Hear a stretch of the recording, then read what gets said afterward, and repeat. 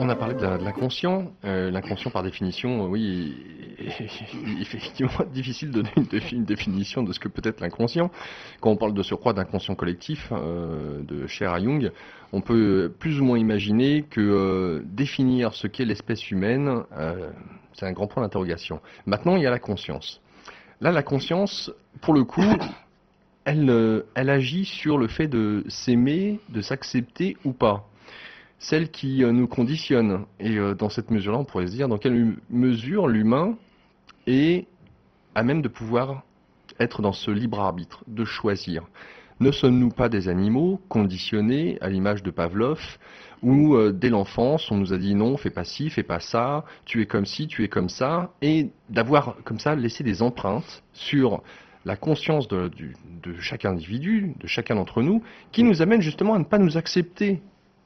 Donc, ton travail, dans quelle mesure est-ce qu'il joue avec le conscient, voire l'inconscient? Alors, poser comme ça, c'est très difficile. Alors, voilà. En réalité, il y a, si vous voulez, un premier phénomène, si vous voulez, qu'on peut décrire facilement dans les formations que nous faisons, qui sont par exemple la confiance en soi, l'assertivité, où nous allons nous apercevoir que nous avons certains conditionnements qui nous viennent de on ne sait pas où. Ça me rappelle un petit peu comment dirais-je, la métaphore de Tony Robbins. J'ai été aux États-Unis pour me former chez Tony Robbins. J'étais dans sa Master University. Un des premiers Français, le premier Français d'ailleurs qui était aux États-Unis il y a peut-être 15-16 ans pour me former. Tony Robbins est le conseiller des présidents américains et notamment de Bill Clinton. Et le premier jour, on marche sur le feu, etc. Donc, il nous explique un petit peu la force des croyances. La force des croyances. Bon. Alors, c'est quoi la force des croyances? Il y a une fille qui va voir sa maman en lui disant, qui lui dit, maman, pourquoi est-ce qu'on coupe les deux bouts du saucisson pour le faire cuire ensuite, pour une cuisine particulière? Alors, la maman, elle lui dit, écoute, moi, je ne sais pas, va demander à ta grand-mère. Alors, la petite, elle va demander à sa grand-mère, elle lui dit, grand-mère, pourquoi est-ce qu'on coupe les deux bouts du saucisson pour le faire cuire?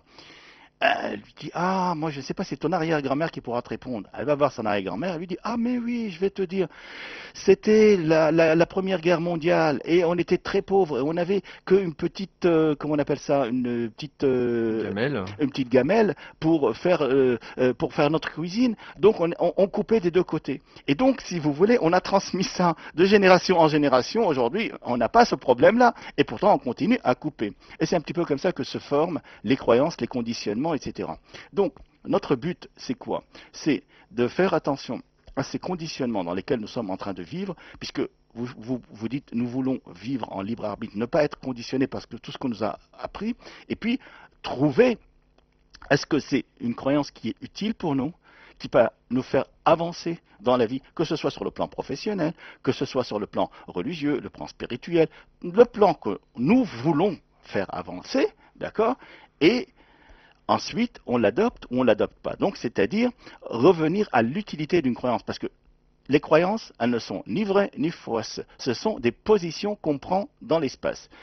Et à un certain moment, puisque vous savez très bien qu'il y a des croyances aujourd'hui auxquelles on croit dur comme fer, par exemple être un cadre supérieur dans une banque ou être député, c'est peut-être extraordinaire. Bon, à l'époque des chevaliers de la table ronde, il fallait mourir pour son roi, c'était ça la croyance. Bon, qu'est-ce qui est vrai? Alors aujourd'hui, il y a des gens qui meurent d'une crise cardiaque pour leur société. Qu'est-ce qui est vrai? En réalité, il faut d'abord s'apercevoir que ce sont des croyances. Ensuite, quand on s'aperçoit que ce sont des croyances, on peut décider ce qu'on veut faire avec. Est-ce qu'elles nous sont utiles? Ça nous permet d'avancer ou pas? Et il y a aussi, au-delà des croyances, quelque chose que j'ai appris chez Tony Robbins, qui est quelque chose d'extraordinaire, qui sont les incantations. Alors, nous passons beaucoup de temps à repérer nos incantations. C'est quoi nos incantations? Vous en avez tous. Mais on ne s'en aperçoit pas. C'est un dialogue intérieur que nous avons avec nous-mêmes. C'est « je suis nul, j'y arriverai pas, c'est trop dur pour moi ». Chacun il a sa propre gamme, je dirais, d'incantation. Incantation du mot cantar, chanter, d'accord? Ça nous vient de façon réflexive à la tête, comme un ancrage de Pavlov, comme vous avez dit. Ça nous vient tout seul. Ben, on veut bien s'en débarrasser, mais on n'arrive pas.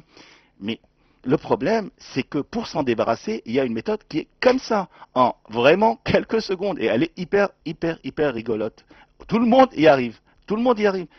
Et on les repère, et tout le monde y arrive très facilement. Et non seulement qu'on va s'en débarrasser, mais on va pouvoir les remplacer. Étant donné que c'est un réflexe, on va utiliser ce réflexe qui nous arrive par quelque chose qui va nous permettre d'avancer dans la vie. C'est-à-dire, supposons par exemple, je suis devant un problème et automatiquement, je suis nul, j'y arriverai pas, c'est trop compliqué pour moi, etc. Bon, j'ai par exemple des étudiants qui viennent chez moi, ils n'arrivent pas, etc. Bon, si on part avec ce déclencheur, je suis nul, ce déclencheur, il va ouvrir, pour schématiser, dans notre cerveau un programme informatique, carrément. Bon, c'est pas informatique, on l'a tous compris, c'est la métaphore. Un programme qui va nous emmener vers l'échec. Bon, au lieu d'ouvrir un programme qui va nous emmener vers l'échec, ok, eh bien, on va peut-être utiliser ce même déclencheur pour déclencher un programme qui va nous ouvrir les possibilités. Comme par exemple, au lieu je suis nul, j'y arriverai pas, j'ai réussi bien plus difficile que ça et j'arriverai. Et donc là, ça va nous orienter vers le côté positif. Alors, il faut quand même que je dise les choses comme elles sont. J'ai des gens qui viennent chez moi, notamment qui me disent, écoutez, moi j'ai des problèmes, par exemple en mathématiques ou au travail, etc. Et puis ils viennent, en fait, ça fait 3 ans que j'ai pas fait de mathématiques. Et là, j'ai, je ne sais pas, un examen à passer ou le bac, etc. Bon, si on n'a pas étudié les formules avant, ben, je peux déclencher tout l'état positif. C'est ça ce que je déclenche. Le déclencheur qui est je suis nul ou je peux toujours.